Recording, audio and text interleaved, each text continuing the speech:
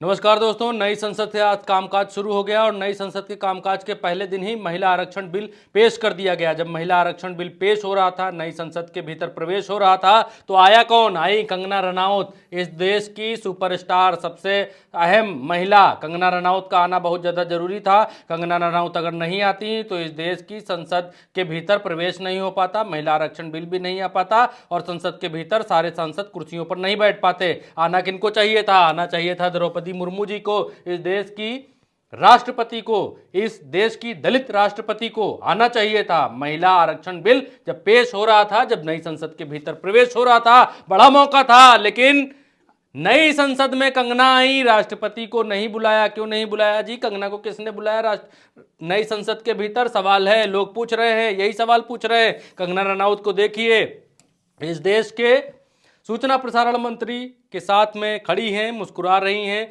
और एक और हीरोइन है ये, जो भी मुस्कुरा रही हैं। बाकी और तमाम सारी महिलाएं हैं जो हैं, लेकिन जिनको होना चाहिए, देश की प्रथम महिला राष्ट्रपति यहाँ पर नहीं है। यही सवाल लोग उठा रहे हैं, कह रहे हैं why Kangana Ranaut has been invited to introduce the women reservation bill in the new parliament and why not president Droupadi Murmu.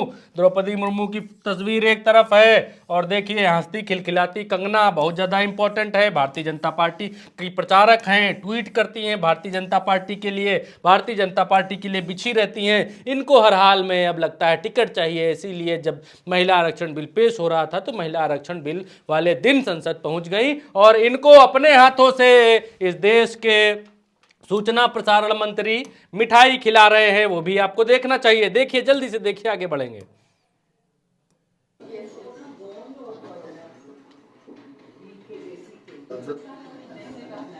संसद में पहली बार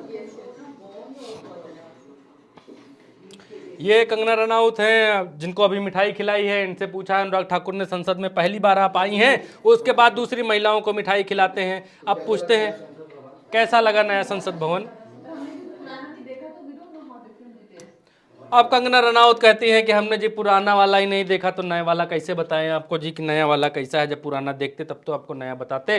तो इस पर जो है अनुराग ठाकुर ने कहा कि नया वाला बहुत बढ़िया है, बहुत अच्छा है, पुराने वाले बहुत बेहतर है, बहुत पैसा लगा है, ये वो सब बताया। ठीक है, आगे आइए सेंट्रल हॉल की इस तस्वीर पर आइए।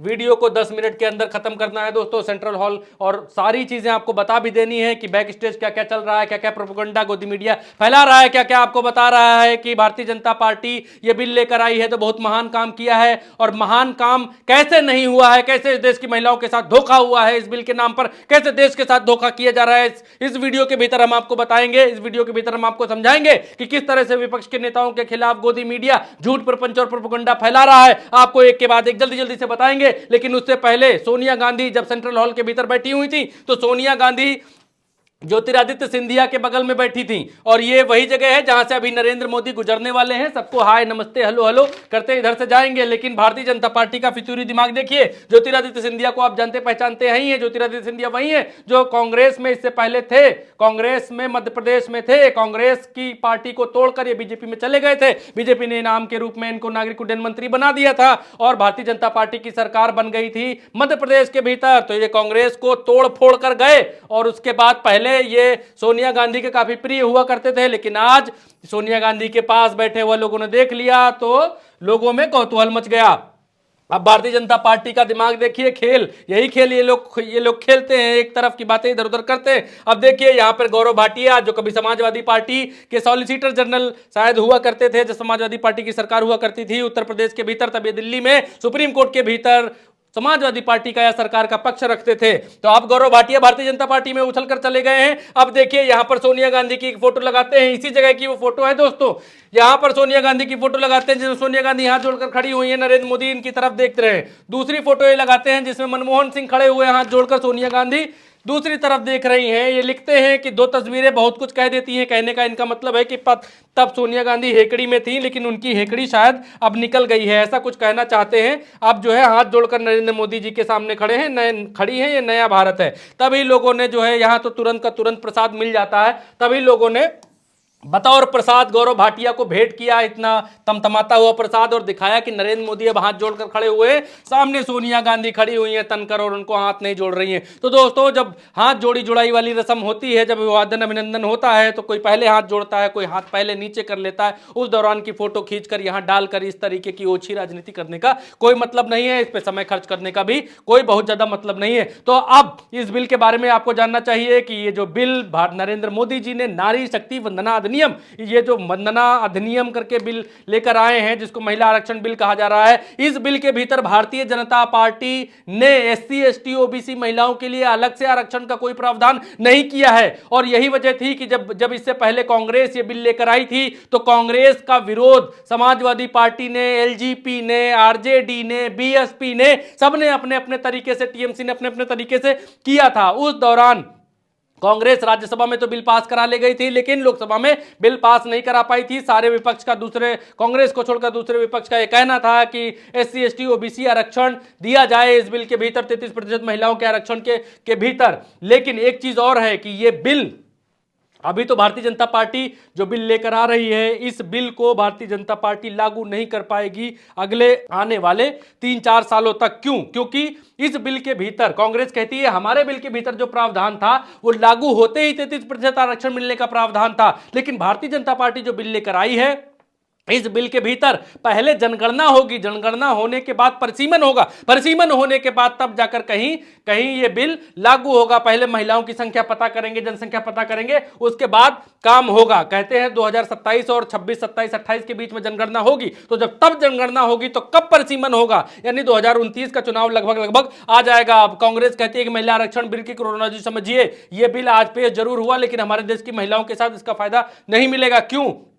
क्योंकि यह बिल जनगणना के बाद ही लागू होगा। आपको बता दें कि 2021 में जनगणना होनी थी, लेकिन आज तक नहीं हो पाई। आगे जनगणना कब होगी इसकी कोई जानकारी नहीं है। खबरों के मुताबिक 2027-28 की बात कही गई है। इस जनगणना के बाद ही परिसीमन या निर्वाचन क्षेत्रों का पुनर्निर्धारण होगा, तब जाकर महिला आरक्षण बिल लागू होगा। मतलब पीएम मोदी ने चुनाव से पहले एक और जुमला फेंका है, और यह जुमला अब तक का सबसे बड़ा जुमला है। मोदी सरकार ने हमारे देश की महिलाओं के साथ विश्वासघात किया है, कहना है कांग्रेस का। और दूसरी तरफ जो क्या नाम लिखा है, नारी शक्ति वंदना अधिनियम, इतना बड़ा नाम लिखा है, वंदना, अभिनंदना, शिवनंदना, क्या क्या लिखा हुआ है यहाँ पर। यह महिला आरक्षण बिल भी हो सकता था, लेकिन भारतीय जनता पार्टी ने जबरदस्ती ठोका है इस पर, वंदना, नारी शक्ति वंदना अधिनियम।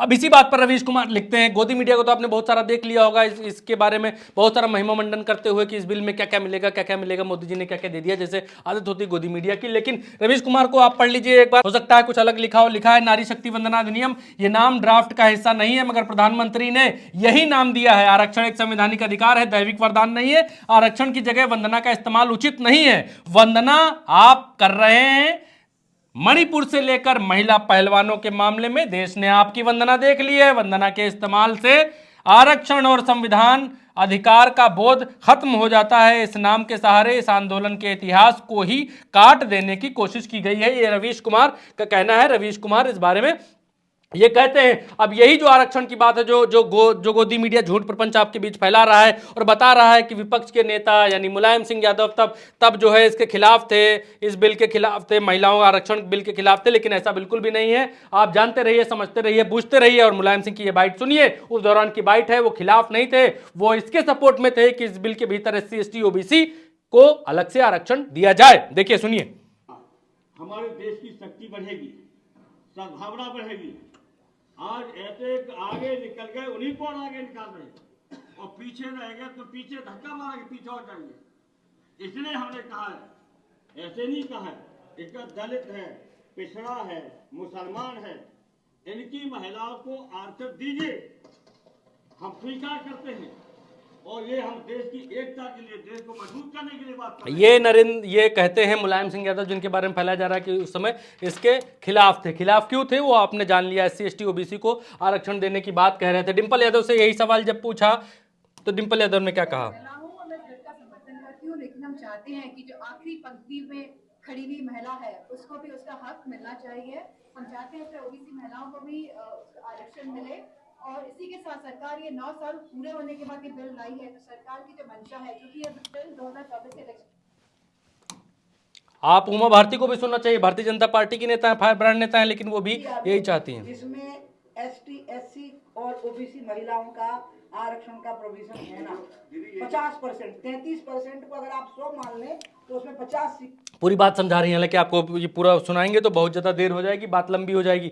तो अब कहना ये है कि लोगों का कि इस आरक्षण के भीतर प्रावधान करना चाहिए एससी, एसटी, ओबीसी महिलाओं के लिए, लेकिन जो कि नहीं किया जा रहा है भारतीय जनता पार्टी को। तो आप जानते ही हैं किस तरीके से आरक्षण प्रत्यक्ष और अप्रत्यक्ष रूप से खत्म करने की कोशिश से कितने समय से चल रही है। डिंपल यादव ने यहाँ एक बड़ी बात ये कही है कि भारतीय जनता पार्टी की मंशा ही नहीं थी कि महिलाओं को इसी चुनाव में आरक्षण मिले, इसीलिए वो अब आखिर में ये बिल लेकर आए हैं। और अगर ये चाहते कि महिलाओं को आरक्षण मिलता तो कांग्रेस वही बात कह रही है, वही बात डिंपल यादव भी कह रही हैं, तो पहले लेकर आना चाहिए था, 9 साल सरकार चलाने के बाद ये आरक्षण लेकर आना। या फिर कांग्रेस कहती है कि जिस तरीके का बिल हम लेकर आए थे कि इधर बिल पर ठप्पा लगा, उधर महिला आरक्षण बिल लागू हो गया, तो उस तरीके का बिल लाना चाहिए था। और अगर भारतीय जनता पार्टी ऐसा बिल लेकर आई है तो ये बिल पहले लेकर आना चाहिए था, ये कहना है। तो हमने आपको आज नई संसद में प्रवेश के दौरान क्या क्या हुआ, कैसे कैसे हुआ, वो हमने आपको बताया, दिखाया। और ये बिल कैसे अभी लागू नहीं हो सकता ये भी हमने आपको बताया। ये भी हमने आपको बताया कि ये बिल इस लोकसभा चुनाव में तो बिल्कुल भी लागू नहीं होगा,